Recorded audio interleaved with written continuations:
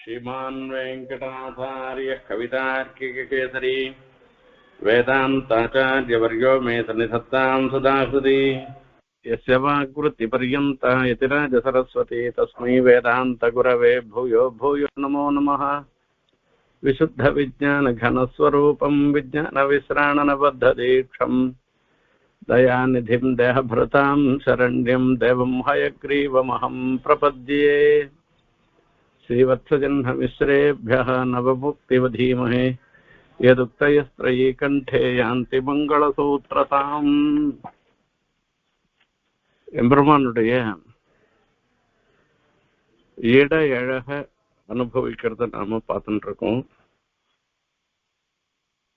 இந்த 57வது ஸ்லோகத்துல வரச்சே நாபி சும்பதி கும்பி கும்ப நிப நிர்பாத ஸ்தன ஸ்வர்வது சம்புக்த துருமஷண்ட சைல வசதேகே ஆரூட லக்ஷ்மியா ஹரேகேன்னு இந்த ஏறு திருவுடையான்னு பேரு உடைய அந்த எம்பெருமானுடைய திருமாலிரும் சோலை அழகருடைய நாபி, அந்த சௌந்தர்யாமிருத சார பூர பரிபாகார் ஆவர்த்த கர்த்தாயிதம் யதஹான்னு அந்த எம்பெருமானுடைய ஒரு சௌந்தரியம், ஒரு வெள்ளம், அந்த வெள்ளம் பெருக்கெடுத்துட்டு ஓடுறது, அது நடுவுல ஒரு சுழல் வருது, அது 2 மலைக்கு நடுவுல இறங்குறது, அந்த கிருஷமான ஸ்தலத்துல சமவெளியிலேருந்து கிருஷமான ஸ்தலத்துல போறச்சு அது குறுகிய ஸ்தலத்துல வரச்சு அந்த சுழி வருது. அந்த சுழிதான் அந்த சௌந்தர்யாமிருதத்தினுடைய ஒரு சுழிதான் நாபியாக இருக்குன்னு மங்களாசாசனம் பண்ணார்.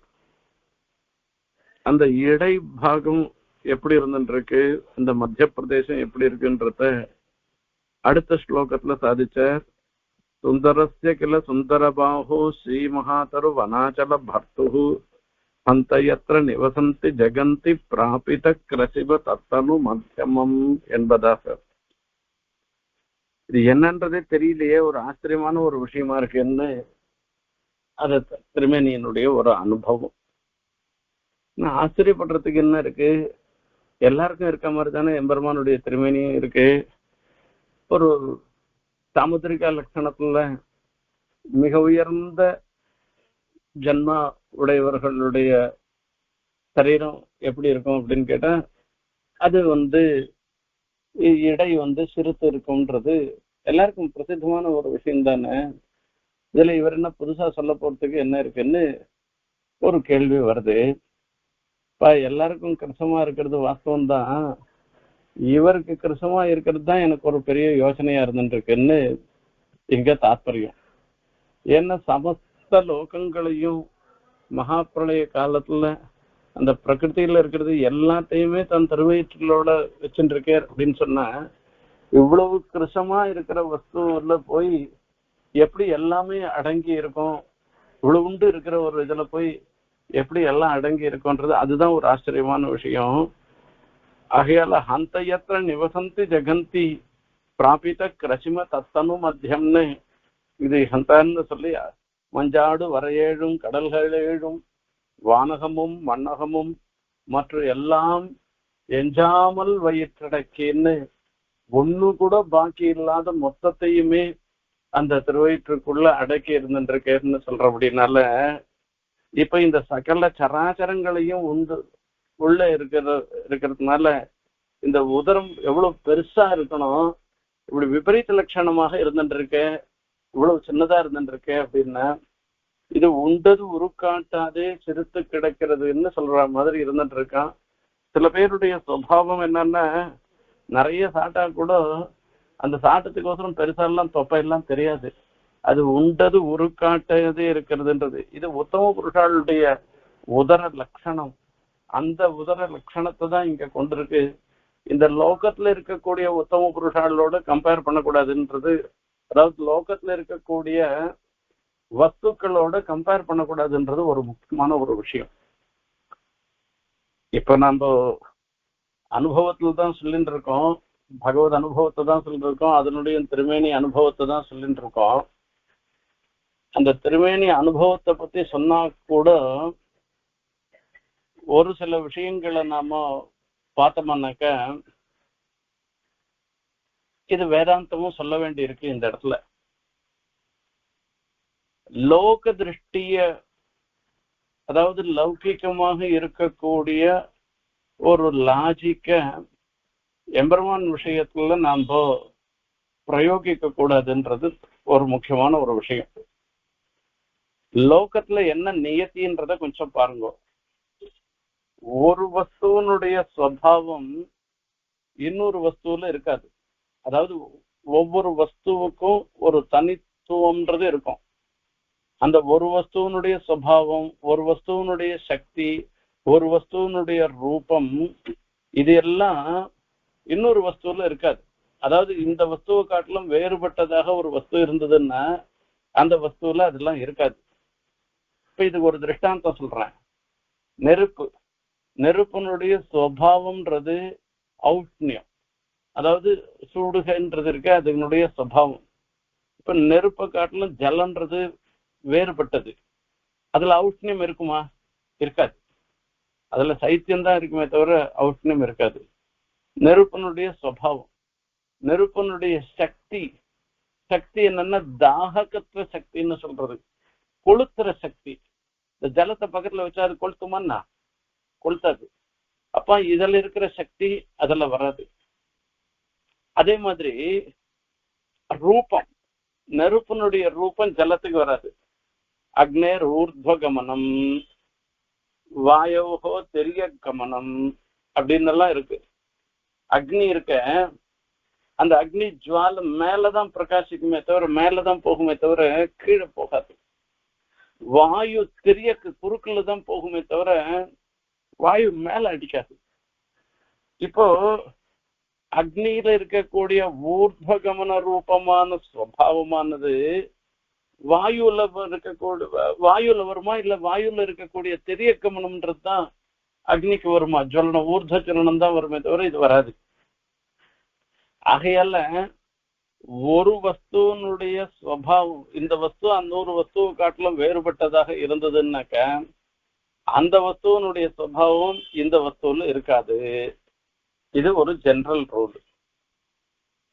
இப்ப இந்த ஜெனரல் ரூல்ல வரைச்சே பெருமாள் விஷயத்துல பார்க்கணும். ஏகத்வே சபி சதி நானாத்வம் நானாத்வே பிச்ச ஏகதா, இப்படி ஒரு ஸ்லோகம் பெருமாளுடைய வைபவத்தை தெரியப்படுத்துறது. ஏகத்வே சதி நானாத்வம், பெருமாள் ஒத்தரா இருந்துருக்கு. அந்த ஒத்தரா இருக்கிறதுன்னா எப்படின்னு கேட்டேன், சமஸ்த வஸ்துக்களுக்குள்ளேயும் அந்த பிரவேசம் பண்ணி, எல்லா வஸ்துக்கள்லையும் அந்த பிரவேசம் பண்ணி எல்லாத்துலயும் அந்தர்யாமியாக இருந்துருக்கவர். இவர் ஒத்தராக இருந்துட்டே நானாத்வம், அதாவது சேத்தனா சேத்தனங்கள்லாம் எம்பெருமானுடைய பிரகாரங்கள், பிரகாரம்னா சரீரம்னு அர்த்தத்துல வச்சுக்கணும், சரீர பாவத்தை சொல்லணும். இப்ப இந்த சேத்தனா சேத்தனங்கள் எல்லாமே எம்பெருமானுக்கு சரீரமாக திகழ்வதனால, ஆனா சேத்தனா சேத்தனங்கள்ன்றது நானாவாக இருந்துருக்கு. ஆக அந்த நானாத்வம் ஏகத்துவம் என்ற ரெண்டு தர்மமும் ஒரே வஸ்துவிலேயே வருது, எம்பெருமான் இடத்துலயே வருது.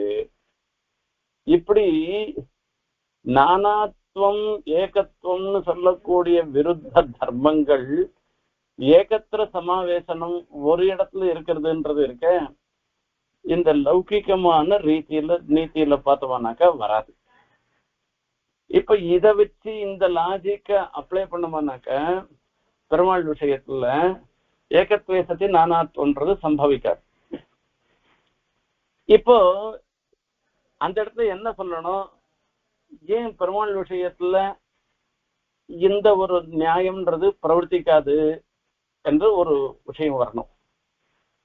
அப்ப சொல்லச்சே ஒவ்வொரு வஸ்துவும் இந்த வஸ்து இன்னொரு வஸ்துவை காட்டிலும் வேறுபட்ட வஸ்துன்னு சொன்னோமானாக்க, அப்போ இதுல இல்லாத தர்மங்கள் அதுல இருக்கணும். அதுவா அதுல இல்லாத தர்மங்கள் இதுல இருந்தாதான் இந்த வஸ்து அந்த வஸ்துவை காட்டிலும் வேறுபட்டதுன்னு சொல்ல போறோம். இதுவும் இதே லௌகிக திருஷ்டாந்தத்துல பார்த்தோம்னா, இதே நெருப்பு ஜலம் எடுத்துட்டு போனா நெருப்பும் ஜலமும் ஒண்ணும் இல்லை. நெருப்புல இருக்கக்கூடிய தர்மங்கள் ஔஷ்ணியம், ஊர்துவகமனம், இப்படி எல்லாம் இருந்துட்டு தாககத்துவம் இதெல்லாம் இருந்துட்டு இதெல்லாம் ஜலத்துல இல்ல. ஜலத்துல இருக்கக்கூடிய சைத்தியம், பள்ளத்துல போய் பாயறது, மேட்டுல இருந்து பள்ளத்துல பாயறது, இப்படிப்பட்டதெல்லாம் இருந்துட்டு இந்த தர்மம் எல்லாம் இதுல இல்ல. ஆகையால இப்ப இந்த நெருப்புல இருக்கிற தர்மத்தை கொண்டு ஜலத்தை பார்க்க கூடாது, ஜலத்துல இருக்கிற தர்மத்தை கொண்டு நெருப்பை பார்க்க கூடாதுன்னு ஏற்பட்டது. இந்த லாஜிக்கு அந்த இடத்துல அப்ளை பண்ணும் பெருமாள் விஷயத்துல. என்னன்னா லோகத்துல இருக்கக்கூடிய சேத்தனா சேத்தனங்களை காட்டிலும் ஈஸ்வரன்றவர் வேறுபட்டவராக இருந்துருக்கு. ஈஸ்வரனுடைய சுபாவம் சேத்தனா சேத்தன லோகத்துல இருக்கக்கூடிய அச்சேதனத்தினுடைய சுபாவமும் சேத்தனத்தினுடைய சுபாவமும் அவை எதுவுமே ஈஸ்வரனுடைய சுபாவமா சொல்ல முடியாது. ஈஸ்வரன்றவன் இவைகளுக்கெல்லாம் அப்பாற்பட்டவனாக விசஜாத்தியனாக இருந்துருக்கிறதுனால அவரிடத்துல இருக்கக்கூடிய தர்மமும் இந்த சேத்தனா சேத்தனங்கள்ல இருக்கக்கூடிய தர்மத்தை காட்டிலும் வேறுபட்ட தர்மமாக தான் இருக்கும். இப்ப இந்த சேத்தனா சேத்தனங்கள்ல வேணா ஒரு இடத்துல இருக்கக்கூடிய சக்தியோ ரூபமோ இன்னொரு இடத்துல பார்க்க முடியாது, ஏகத்வேசத்தை நானாத்வன்றது சம்பவிக்காதுன்னு சேத்தனா சேத்தன விஷயங்கள்ல வேணா சொல்லலாம். ஈஸ்வர விஷயங்கள்ல சேத்தனா சேத்தனங்கள்ல இருக்கிற தர்மம்லாம் ஈஸ்வரன் இடத்துல இருக்கணும்னு அவசியம் கிடையாது. அப்போ ஈஸ்வரன் விஷயத்துல எல்லாமே இருக்கலாம்ன்றது ஒரு விஷயம். இது வேதார்த்த சங்கிரகத்துல சுவாமி எம்பெருமானார் விஸ்தாரமா சொல்ற இந்த வேதார்த்த சங்கிரகத்துல சொன்ன விஷயம்தான் இந்த இடத்துல நாம பார்க்கணும். ஹந்தயத்ர நிவசந்தி ஜகந்தி பிராபித கிரசிமதனு மத்தியம். ஹந்தான்னு சொல்றது இது ஒரு ஆச்சரியவாச்சி. இப்ப நாம லோக திருஷ்டியில எம்பெருமானுடைய திருமேனிய நாம பாக்குறோம். லோக திருஷ்டியில எம்பெருமானுடைய திருமேனிய பாக்குறோம். சாஸ்திர திருஷ்டியில எம்பெருமானுடைய திருவயிற்றுல சமஸ்த லோகங்களும் மகாபிரளய காலத்துல இருந்தன என்பதை நாம தெரிஞ்சுக்கிறோம். இப்ப இந்த விஸ்வரூப அத்தியாயத்துல சொல்றது இதெல்லாம் பார்த்து நாம தெரிஞ்சுக்கிறோம். இப்போ இந்த சாஸ்திர திருஷ்டியில தெரிஞ்சின்ற விஷயத்த லோக திருஷ்டியில இருக்கிற வஸ்துவை பார்த்து நாம ஆச்சரியப்படுறோம். அங்கேயே கண்ணனே பார்த்து சொல்ற, கண்ணனை பார்த்து அர்ஜுனனே கூட பார்த்தோம்னாக்க கண்ணன் சொல்றான் எல்லா வஸ்துக்களும் என் வயிற்றுக்குள்ளதான் இருக்கு, மத்தம் மத்தானி சர்வபூதானி மத்தானி சர்வபூதானின்னு சொல்ற. சர்வபூதானி மத்தானி எல்லா பூதங்களும் சமஸ்தம் பூதங்கள்ன்றது சேத்தனா சேத்தன ரூபமான சமஸ்த வஸ்துக்களும் மத்தானி எல்லாம் என்னிடத்துல இருந்துருக்கு. ஆனா நான் அவைகளிடத்துல இல்லைன்னு சொல்லிட்டேன். மறுபடியும் இன்னொரு நச்சமஸ்தானி சர்வபூதானின்னு இன்னொரு விஷயமும் சொல்றேன். இதெல்லாம் எடுத்துட்டாக்க இது வேதாந்தம் ஆயிடும். அவ்வளவு தூரம் போல அந்த கண்ணன் சொல்லச்சே சமஸ்த பதார்த்தங்களும் என்னுள்ளதான் இருந்துருக்குன்னு அர்ஜுனனுக்கு உபதேசம் பண்ணச்சே அர்ஜுனன் கண்ணனை ஏற இறங்க பாக்குறான். இப்ப என்னுடைய ஒரு உதரத்துக்கும் உன்னுடைய உதரத்துக்கும் ஒன்னும் பெரிய வித்தியாசம் தெரியலையே, என் வயிற்றுல எதுவுமே இல்லைன்றது தெரியும், உன் வயிற்றுல மாத்திரம் சமஸ்த லோகங்களும் இருக்குன்னு சொல்றிய, இது மத்தானின்னு இது எப்படி சொல்ல முடியும்னு மறுபடியும் ஒரு அர்ஜுனனுக்கு ஒரு சந்தேகம் வருது. அப்பதான் பெருமாள் விஸ்வரூப தரிசனத்தை காண்பிச்சு அவருடைய திருமேனியில ஒரு ஏக தேசத்துல அந்த வயத்துல ஒரு மூலையில மொத்த லோகங்களும் இருக்கிறத சேவிக்கிறார். இப்போ இவருடைய ஆழ்வானுடைய ஒரு அனுபவம் எப்படின்னு கேட்டா, அந்த கீதாச்சாரியனுடைய உபதேசத்தை மனசுல நினைச்சுக்கிறேன். கீதாச்சாரியனுடைய உபதேசம் அவன் திருமேனி முழுக்க திருமேனியில லோகம் மொத்தம் இருந்துருக்குன்றது, மஸ்தானி சர்வபூதானின்றது. அந்த கீதாச்சாரியன் தான் இங்க பிரத்யட்சமா சுந்தரபாகுவா சேவை சாய்க்கிறேன். ஆனா அந்த சுந்தரபாகுவா சேவை சாய்க்கிட்டே சுந்தரபாகுவனுடைய திருமேனி அந்த திரு உதரம் இந்த வயது இருக்கிறது அதிகிருஷமாக இருந்துருக்கு. இப்படி அதிகிருஷமாக இந்த இருக்கிற வஸ்துல எப்படி லோகம் மொத்தம் இருந்திருக்குமோ தெரியலையேன்னு ஒரு சாதாரண ஒரு ஜனங்கள் மாதிரி அவரும் ஆச்சரியப்பட்டு பேசுறேன்னு இதுக்கு அர்த்தம் சொல்லணும்.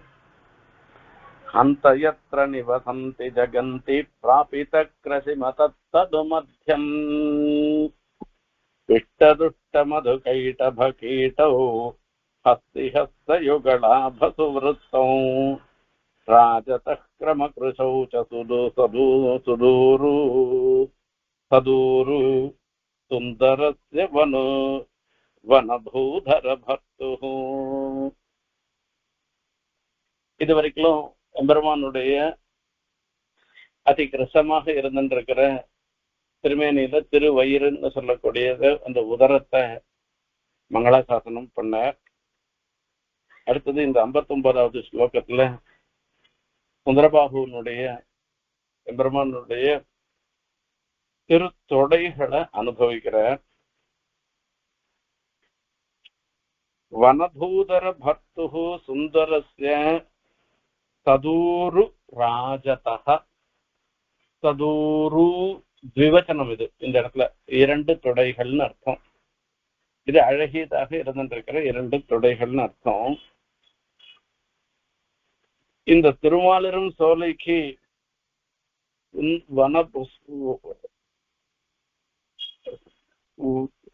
அதாவது வனபூதர பர்த்துஹு, இந்த திருமாலிரும் சோலை வனபூதர பர்த்துன்னு, வனம்ன்றது காடு, பூதரம்னாக்க மலை. இந்த திருமாலிரும் சோலை மலைக்குன்னு தாற்பயம். இந்த திருமாலிரும் சோலை மலைக்கு தலைவராக இருந்திருக்கிற அழகர், அந்த அழகருடைய திருத்தொடைகள் வனபூதர பர்த்துஹு சுந்தரஸ்ய சதூரு ராஜதஹ. இந்த திருத்தொடைகள் சதூரு அழகிய தொடைகள்னு அர்த்தம். அந்த பெருமாளுடைய தொடைகள் இவ்வளவு பிரமாதமாக ராஜதா விளங்குகின்றன, பிரகாசிக்கின்றன. எப்படி பிரகாசிக்கின்றனன்றத இது பூர்வார்த்தத்துல சொல்றார். பிஷ்டதுஷ்ட மது கைடப கீட்டௌ ஹஸ்தி ஹஸ்த யுகளாபசு விருத்தௌ. பெருமாளுடைய திருத்தொடைகளுக்கு ஒரு பெருமை இருந்துருக்கு. அந்த பெருமைய இந்த இடத்துல சூக்ஷ்மமா தெரிவிக்கிறார் ஆழ்வான். பெருமாள் சிருஷ்டி பண்றார். யோ பிரம்மாணம் வித்தாதி பூர்வம் யோ வை வேதாஸ்ச பிரஹிணோதி தஸ்மைன்னு சொல்லி முதல்ல பிரம்மாவை சிருஷ்டி பண்றார். பிரம்மாவை சிருஷ்டி பண்ண உடனே வேதத்தையும் சிருஷ்டி பண்றோம். வேதத்தை சிருஷ்டி பண்ணல. வேதம்ன்றது அனாதி, அப்பௌருஷயம், ஒருவரால் இயற்றப்பட்டதில்லை, எப்பவும் இருக்கிறது தான் வேதம். அனாதியா இருக்கிறதுனாலையும் அப்பௌருஷயமா இருக்கிறதுனாலையும் அந்த வேதத்தை உபதேசம் பண்ற. யோவை வேதாஷ்ட பிரகிணோதி தஸ்மைன்னு இவருக்கு சிருஷ்டி பண்ணிட்டு இவருக்கு வேதத்தை உபதேசம் பண்ற.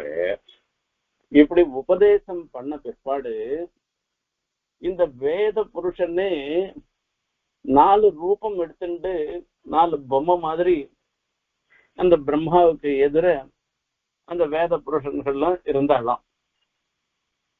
இந்த மதுகைட்டபாள்னு 2 ராட்சசால். இவ என்ன பண்ணிட்டா, அந்த வேத புருஷன் இவ பிரம்மாவுக்கு எதிர இருந்த அந்த வேத புருஷனை வேதத்தை 4 வேதத்தையும் தூக்கி போயிட்டான். அப்போ நான் பிரம்மாவனிடத்துல இருந்து 4 வேதங்களையும் தூக்கி போயிட்ட பிற்பாடு சரி எங்க இருக்கான்னு தெரியல. சமுத்திரத்துள்ள மறைஞ்சுட்டான், சமுத்திரத்துல மூழ்கி மறைஞ்சுட்டான். இப்போ இந்த வேதம் தான் ஞானத்தெல்லாம் பிரகாசம் பண்றது, ஞான ஒளிய கொடுக்கக்கூடியதாக இருந்துருக்கு. இந்த ஞான ரூபமான பிரகாசத்தை கொடுக்கக்கூடிய வேதத்தை எழுந்ததுனால இப்ப பிரம்மாவால சிருஷ்டி பண்ண முடியல, பிரம்மாவால எந்த காரியமும் பண்ண முடியாததுனால லோகம் மொத்தம் பேரிருள் சூழ்ந்து. திசைமுகன் பேரு, நான்முகன் எல்லாம் பேரு, திசைமுகன் பேரு, 4 திக்கலையும் 4 முகத்தோட இருந்துட்டு இருக்கிறதுனால நாலு முகத்தாலையும் 4 வேதங்களையும் சதா சொல்லிட்டு இருந்துட்டு இருக்கார் அந்த பிரம்மா. அதனாலதான் அவருக்கு பெருமையே. இப்போ வேதமே அவருண்ட இருந்து போயிடுச்சுன்னாக்கா அப்போ பிரம்மாவுக்கு உண்டான ஒரு சிறப்பு போயிடுச்சு. அப்ப அவரால் சிருஷ்டி காரியம் பண்ண முடியல, எந்த ஒரு காரியமும் லோகத்துல நடைபெறாத ஒரு நிலை ஏற்பட்டது. அப்ப என்ன பண்றது? இப்ப பிரம்மா மாத்திரம் இல்ல, பிரம்மால இருந்து தேவதைகள் எத்தனை தேவதைகள் இருக்காளோ அத்தனை பேரும் இப்ப அந்த பிரகாசம் இல்லாத போயிடுச்சுன்னாக்க, எப்படி கண்ணு இருந்துண்டு பிரகாசம் இல்லாத போட்டா எதையும் தெரிஞ்சுக்க முடியாதுன்றது இருக்கு.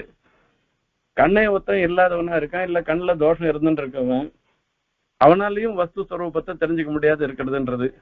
அந்த வஸ்து ஸ்வரூபத்தை தெரிஞ்சுக்க முடியாது இருக்கிறதுக்கு 2 காரணமாக ஆகலாம். ஒரு காரணம் பிரகாசம் இல்லாதது, இன்னொரு காரணம் கண் கெட்டது, கண்ணு சரியா தெரியாததுனால வஸ்து ஸ்வரூபத்தை தெரிஞ்சுக்காது இருக்கலாம்னு சொல்லி 2 காரணம் சொல்றோம். இப்படி 2 காரணங்கள் நாம சொல்லச்சே இந்த அவசானம், அதாவது முடிவு என்ன அப்படின்னா 2 பேராலையும் வஸ்து ஸ்வரூபத்தை தெரிஞ்சுக்க முடியலன்றதுதான்.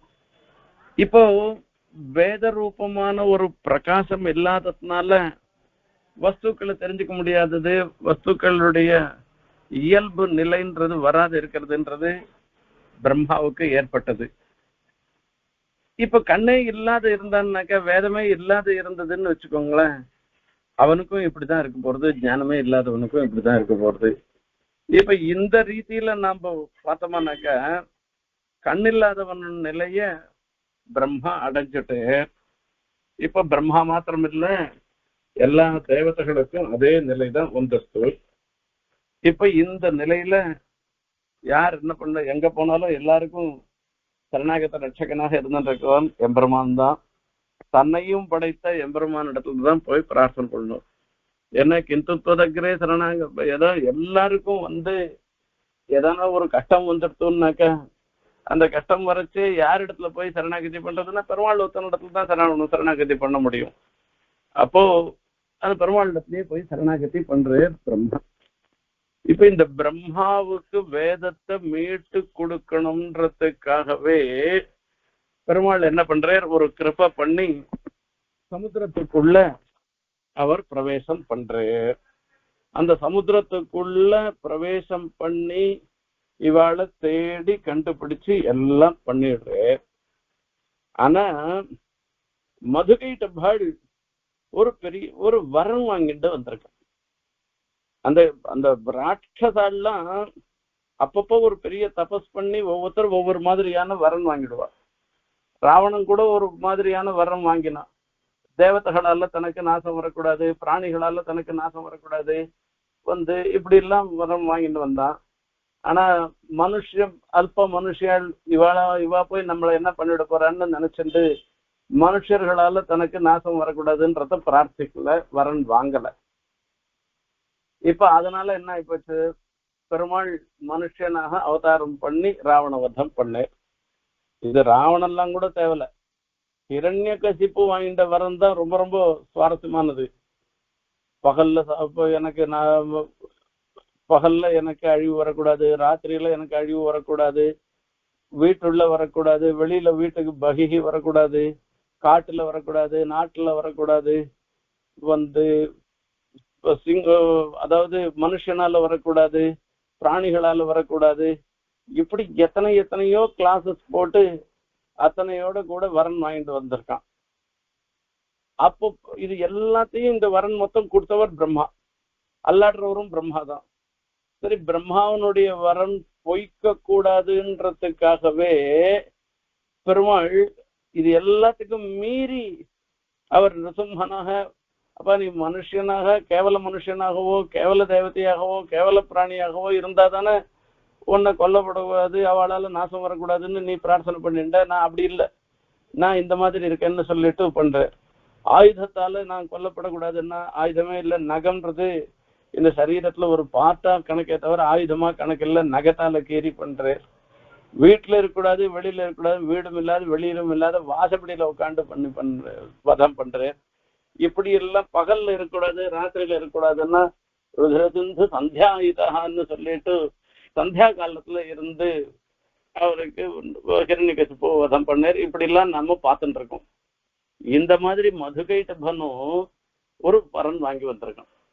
அவன் என்ன வரம் வாங்கி வந்தான்னாக்கா, எந்த ஆயுதத்தாலேயோ முட்டியினாலேயோ கையாலேயோ இப்படி எல்லாம் எனக்கு எந்த ஒரு அழிவும் வரக்கூடாது அப்படின்னு சொல்லிட்டான்.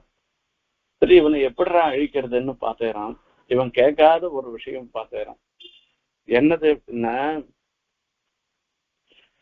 அவனை வரத்து பிஷ்ட துஷ்ட மது கைட்ட பக்கீட்டௌ, பிஷ்ட துஷ்ட மது கைட்ட பக்கீட்டௌ அப்படின்னு சொல்ல இந்த ரெண்டு தொடைக்கும் நடுவுல வச்சு நெருக்கிட்டேன்.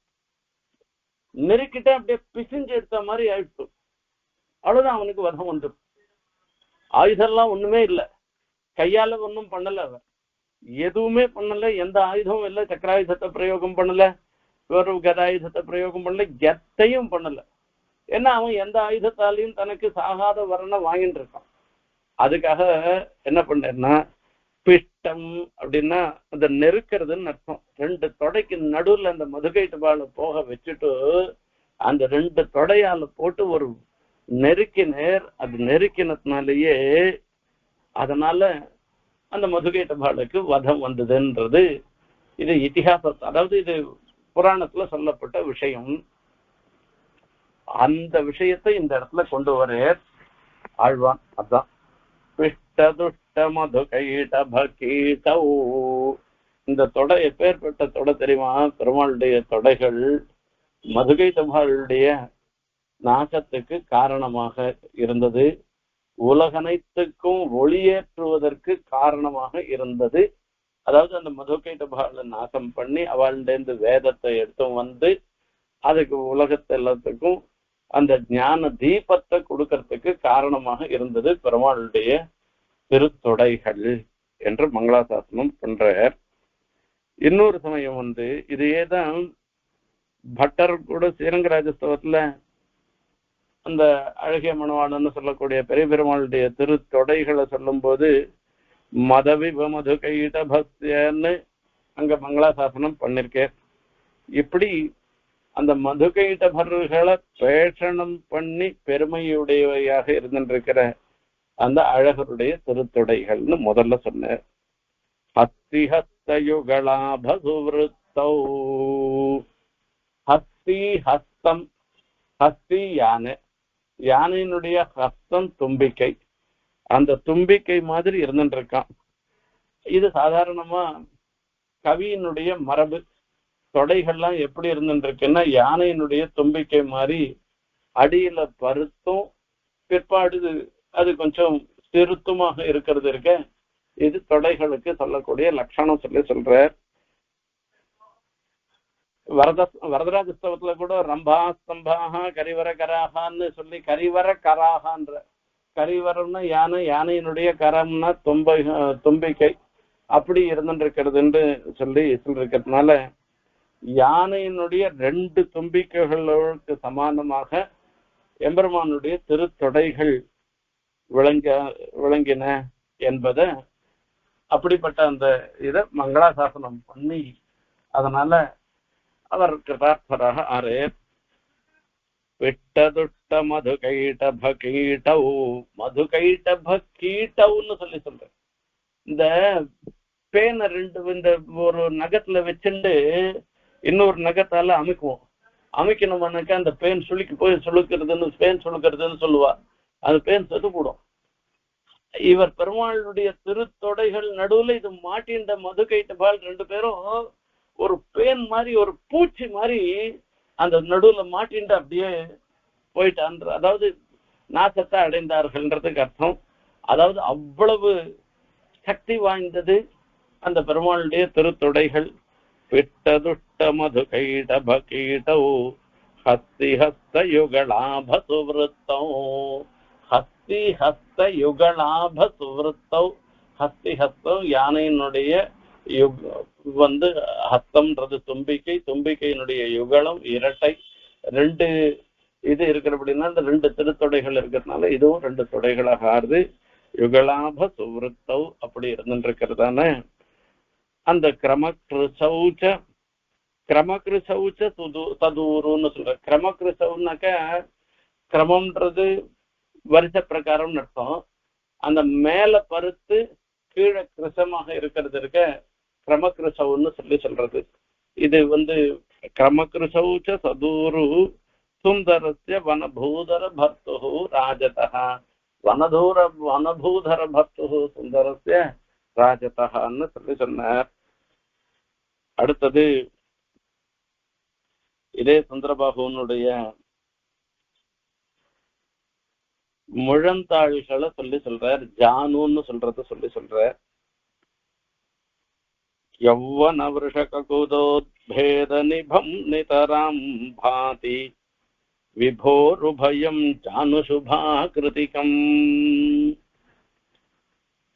சுந்தர புஜனஹம் நோ மந்தரமதிதாப்தேஹ சந்தனவன விலசத் கந்தர விருஷபபதேஹ. அழகான ஸ்லோகம் இது. அழகருடைய முழந்தாள்கள் எப்படி இருக்குன்றத மங்களாசாசனம் பண்ற. மந்தரமதிதாப்தேஹே சந்தன விலசத் கந்தர விருஷபபதேஹே சுந்தர புஜனாம்னஹ விபோஹோ சுபாகிருதிம் உபயம் ஜானு நிதராம் பாதி. உபயம் ஜானு நிதராம் பாதி. உபயம் ஜானு இரண்டு முழந்தாள்கள். இந்த முட்டியிலிருந்து கணுக்கால் வரைக்கும் இருக்கிற பிரதேசம் இருக்க இத ஜானுன்னு சொல்றது. உபயம் ஜானுன்னு சொல்ற ரெண்டு முழங்கால்களும்னு அர்த்தம். ரெண்டு ஜானுவையும் சொல்ற. இது எப்படி யாருடையதுன்னு சுந்தர புஜனாம்னஹ விபோஹோ. சுந்தர புஜனாம்னஹ விபோஹோ. சுந்தர புஜன்னு பேரு, சுந்தர பாகுன்னு அந்த பெயரை உடைய விபோஹோன்ற ஒரு வார்த்தையை சொல்ற. விபோஹோ பிரபோஹோ அப்படின்னு சொல்லச்சு. விபோஹோன்னு விபுன்னு சொன்னாக்க எல்லா இடத்துலயும் வியாபிச்சு இருக்கிறவர்னு அர்த்தம். ஆகையால விபோகன்றதுனால எல்லா இடத்துலயும் வியாபி இருக்கன்னா எல்லாருக்கும் பிரபுவாக இருந்துட்டு விபுவாக இருந்துருக்கவ அப்படிப்பட்ட அந்த எம்பெருமான் அந்த சுந்தர புஜனாம் நஹா விபோஹோ சுபாகிருதிம் உபயம் ஜானு நிதராம் பாதி. அந்த திருத்தொடைகள் எப்படி இருக்கு? சுபாகிருதின்னு சொல்ற. ரொம்ப ரொம்ப அழகாக இருந்துருக்குன்னு அர்த்தம். அதுக்கு ரொம்ப அழகாக இருந்துருக்கு. அது உதரம் உபயம் ஜானு நிதராம் பாதி. இது ரொம்ப ரொம்ப அழகா இருக்கிற அந்த இது பிரகாசிக்கிறது. எப்படி பிரகாசிக்கிறதுன்னு சொன்னா மந்தர மதிதாப்தேஹே சந்தன வனசத் கந்தர விருஷபபதேஹே.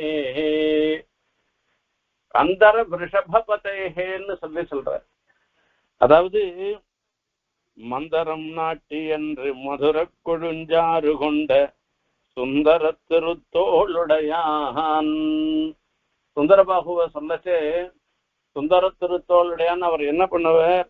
அன்னைக்கு மந்தரம் நாட்டி என்று மதுர கொழுஞ்சாறு கொண்ட சுந்தரத்தோளுடையான்னு சொல்றதுனால அமிர்த மதனம் பண்ணச்சே மந்தரமலைய கொண்டு போய் அதை மத்தாக ஆக்கி கடைந்து அதுல இருந்து வரக்கூடிய அமிர்தம்ன்றது சக்க சாரம்ன்றதுதான் அந்த பெரிய பிராட்டியார் அந்த சாரத்தை அடைந்தவர்னு சொல்றார்.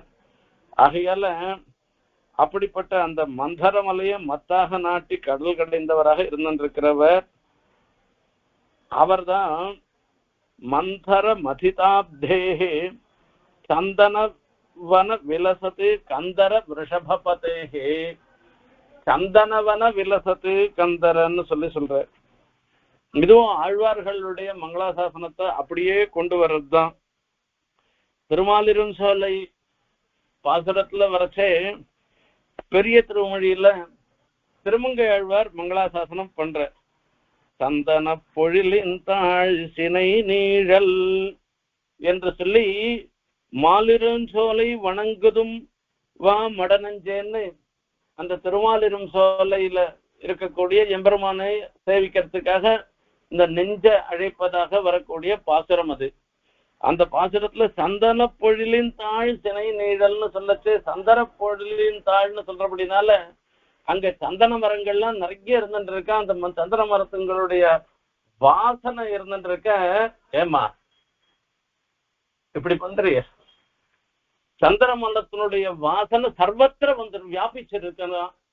அந்த சர்வத்திர வியாபிச்சு இருக்கிறதுனால இந்த இடத்துல திருமாலிரும் சோலை அழகருடைய ஒரு சன்னிவேசம் எப்படி இருக்குன்றத சொல்ற. மந்தர மதிதாப்தேஹே சந்தன விலசதே கந்தர விருஷபபதேஹே, அப்படிப்பட்டதான விருஷபபதேஹே, அதுவும் விருஷபாத்ரி. இது திருவேங்கடம் மாத்திரம் விருஷபாத்ரி இல்ல, திருமாலிரும் சோலையும் விருஷபாத்ரியாக இருக்கிறபடினால அந்த விருஷபாத்ரிக்கு பத்தியாக எழுந்தருள் இருந்திருக்கிற எம்பெருமான் அந்த சுந்தர பாகுனுடைய யௌவன விருஷக கூதய பேத நிபம் நிதராம் பாதி விபோருபயம் ஜானு சுபாகிருதி. அந்த முழங்கால் எப்படி இருக்குன்னாக்க ஒரு யுவாவா இருந்திருக்கிற விருஷபம், எருது, காளை.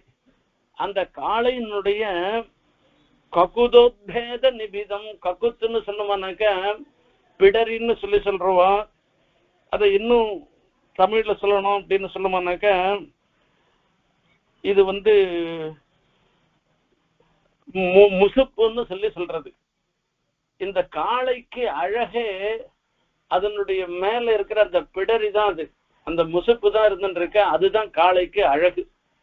இது யுவாவா இருக்கக்கூடிய காளை, அந்த காளையினுடைய ஒரு முசுப்பு மாதிரி இருந்துட்டு இருக்கதான் பெருமாளுடைய தொடைகள். யௌவன விருஷக குதோத்பேத நிபம் நிதராம் பாதி. இதுல வரைச்சு யௌவனம்ன்ற சப்தத்தை சொல்ற. யௌவன சப்தம்ன்றது எத்த சொல்றதுன்னு பார்க்கணும். பாலப்பருவம், அதுக்கப்புறமா யௌவன பருவம் என்று சொல்ற. அதுக்கப்புறம் வார்த்தக்கியம் வரப்போகுது. இப்ப இந்த யௌவன பருவத்திலையும் பெருமாளை சொல்லச்சே யுவா குமாரஹா என்று பெருமாளை ரிக்வேதத்துல சொல்றது. யுவா குமாரஹான்னு யுவான்னு சொன்னோம்னாக்க யௌவனம்னு சொல்லி அர்த்தம் சொல்லணும். அகுமாரஹா அப்படின்னு அங்க பதம் பிரிக்கிறது. குமாரஹான்னா பாலப்பருவத்தை சேர்த்தது.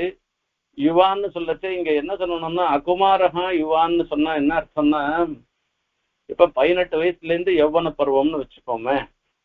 அப்ப அந்த 18 வயசு வரைக்கும் பால பருவமா இருக்கு. 18 16 ஏதோ வச்சுப்போமே. இப்போ யௌவன பருவம்ன்றது இருக்கு. அந்த 18ல இருந்து 40 வயசு வரைக்கும் கூட இருக்கலாம். 35 வயசுல கூட நல்ல யுவாவன்னு சொல்லி 35 36 வயசுல கூட யுவான்னு தான் சொல்ல போறோம் நாம. அப்ப அந்த வார்த்தக்கியத்துக்கு பூர்வ தசையில இருக்கக்கூடிய ஒரு யௌவன தசை இருந்துருக்க, அதுவும் யௌவனம் தான். இந்த குமார பாவம் பாலபாவம் முடிஞ்ச உடனே வர யௌவன தசை இருந்துருக்க, அதுவும் யௌவன தசை தான். இப்ப எந்த யௌவன தசையில பெருமாள் எழுதுறல் இருக்காருன்னு கேட்டோம்னாக்க யுவா அகுமாரஹான்னு. இவன் பாலன் இல்ல, இப்பதான் இவன் யுவாவா ஆயிட்டான். ஆகையால இப்பதான் யுவாவா ஆன ஒரு தருணம் இருந்துட்டு இருக்கு, அதுதான் யௌவனம்னு சொல்றது. இந்த இடத்துல பெருமாள் விஷயத்துல யௌவனம்னு சொல்றதுன்றது இங்க மங்களாசாசனம். யௌவன விருஷக குதோத்பேத நிபம் நிதராம் பாதி விபோருபயம் ஜானு சுபாகிருதிகம். இது சுபாகிருதிகம் ஜானு பாதி நிதராம் பாதி ரொம்ப நல்லா விளங்குகிறதுன்னு அர்த்தம்.